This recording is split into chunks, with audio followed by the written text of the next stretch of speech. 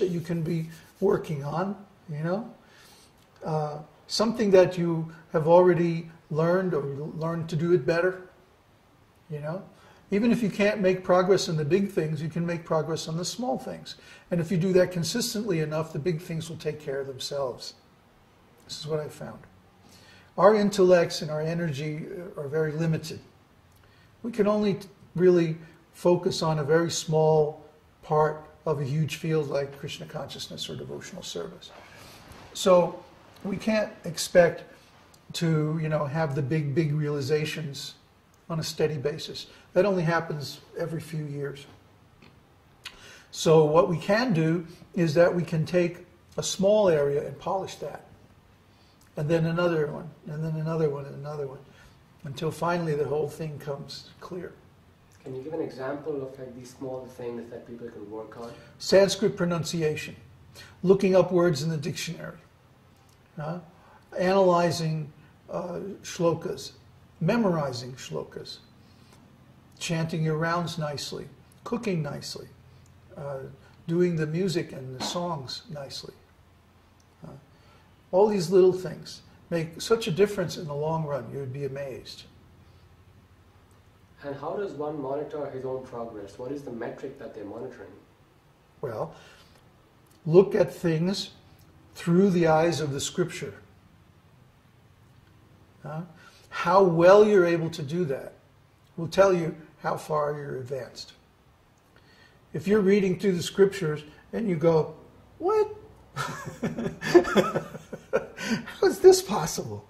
That means you're not looking through the eyes of the scriptures. If you're reading the scriptures and you go, oh yeah, oh yeah, this is right, yeah. You're looking through the eyes of the scriptures. See? So I would say the more things that freak you out about the scriptures, the more things that you need to learn, or the more areas you need to advance in. When you can read through the scriptures and just go, yeah, oh yeah, right, oh cool, you know, then you know you're making advancement. But the really big realizations happen once every 5 years, 10 years, 30, 40 years, the really big ones. And you know, those are the ones that you never forget for the rest of your life, and they're worth waiting for. But if they don't happen, something's wrong. If you go 10 years without a major realization, practicing Krishna consciousness means something seriously wrong. You're making some offense, or there's some mistake in your procedure or your understanding. So these major realizations, these certain milestones along the path, can you give some examples of what they are like? Brahmeti, Paramatmeti, Bhagavaneti Shabhyate.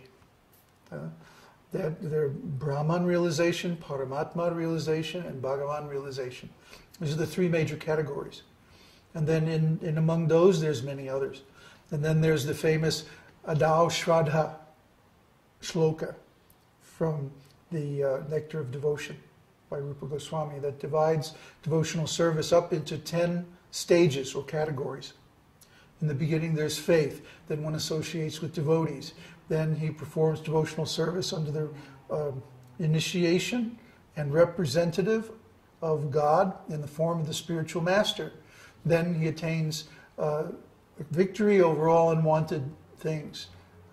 And then he gets steadiness, and then he gets taste, and then he gets ecstasy, and so on. You see, all these things are there in sequence. So you have to know where you are in that sequence. That verse is very important. Adao Shraddha Sadhu Sango. Look it up. Now, along this path, there's one big milestone, which is when we actually come face to face with Krishna. Yeah, that's what it's all about. And how did that come about for you? Well, for me, I already told that story, at least on the website, of how I was working in Florida, and basically I got laid off, which was great because then I could collect unemployment. So I was saying, well, what am I going to do? Am I going to sit here in Florida? I was trying to preach, and it wasn't going very well. So I said, no, maybe I'll do something completely different. And I just happened to know this lady in Kauai who had camped out. She said the first year that she was on Kauai, she camped out. So I said, oh, you must have had a great spot. She said, yeah. And she told me exactly how to find it. So I said, I know. I'll go to Kauai and camp out, and I'll just chant. I'll just chant the holy name. That's all I'm going to do. Because I'm done with trying to deal with my God brothers. I'm not making any headway in preaching. You know, I'm going to try this. And I had a lot of inspiration. So I packed up all my stuff, shipped my vehicle and all my belongings out to Hawaii. This was right at the time of 9/11, by the way. I was stuck in LA for 2 weeks. I couldn't go. I had a ticket for 9/12 to go to Hawaii, and I couldn't go.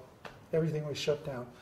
So for 2 weeks, I hung out in LA, and then I went out, and I went to this campsite, set up my tent, and I lived there for more than 6 months. And that's all I did was chant. Every time I woke up, I would chant. And I would chant until I got hungry. Then I would eat. Then I would chant some more. And then I'd take a walk, and I would chant on my walk. And maybe I'd take a little swim in the ocean or something like that. But most of the time, I just chanted. And if I woke up in the middle of the night, I would chant. Every time, that was my system. Every time I woke up, I would just chant. And I wound up chanting more than 64 rounds a day for a good long time, months straight. That was very good. That was the best thing I ever did for myself. But I wouldn't recommend that devotees do this until they have a firm grounding in the philosophy. Until they really know the philosophy the way I was talking about, having studied it scrutinizingly and reached all the way to the top to Rasa Tattva. Because as I was chanting, I was meditating on Rasa Tattva. And we read this in the descriptions of the bhajan of all the great devotees. That they isolated themselves in a lonely place, they chanted the holy name, and they meditated on Rasa Tattva. I was reading Ujjwala Nilamani, which most devotees have never even heard of. It's a very intimate description of pastimes of Krishna and the gopis. Oh, it was just wonderful. Just wonderful. And at the end, Krishna came. And did that just change everything dramatically, or what was Yes the and no. after and before? Yes and no. It changed everything dramatically, but it took me a while to realize how it had. It's like, you know, Krishna could come in right now and reveal himself to us and disappear. And then what proof do you have that it ever happened?